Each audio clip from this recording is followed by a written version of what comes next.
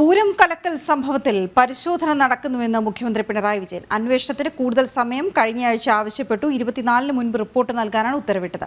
പൂരം അന്വേഷണ ഉദ്യോഗസ്ഥനെ മാറ്റിയിട്ടില്ല. വിവരാവകാശ ഉദ്യോഗസ്ഥൻ വസ്തുതകൾക്കനുസരിച്ചല്ല വിവരാവകാശ മറുപടി നൽകിയത്. അതാണ് നടപടി സ്വീകരിച്ചതെന്നും മുഖ്യമന്ത്രി പറഞ്ഞു.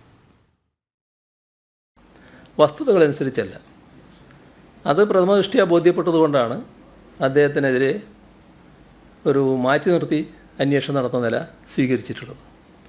അതോടൊപ്പം ഈ നേരത്തെ തന്നെ ആ അന്വേഷണം പൂർത്തിയാക്കേണ്ടതായിരുന്നു.